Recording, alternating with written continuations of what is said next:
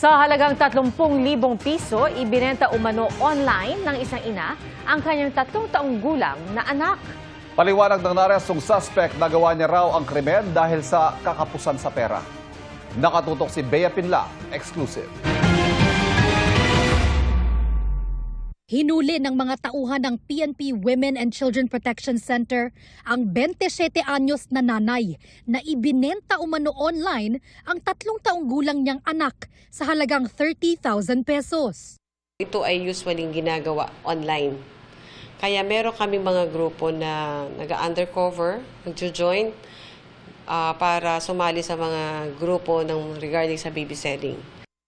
Natsempuhan daw nila ang alok ng suspect na batang kukuhanin pa raw galing Nueva Vizcaya. Tinanggap niya yung pera kapalit nung bata na kanyang binebenta sa amin na akala niya ay magiging future parents. Sinagip ang anak ng suspect na kalaunay inilipat ng PNP WCPC sa pangangalaga ng shelter ng DSWD. Hindi na nagbigay ng pahayagang suspect na nakakulong sa Camp Crame, Quezon City. Pero ayon sa pulisya, kakapusan sa pera at hirap ng buhay ang dahilan niya kaya nauwi sa pagbebenta ng anak. Iniisip nila na mas maganda ang future ng bata kung ito ay bibigay nila sa iba kapalit ng perang natanggap nila bilang panimula o pambayad sa utang. Reklamong paglabag sa anti-human trafficking law ang kinahaharap ng suspect.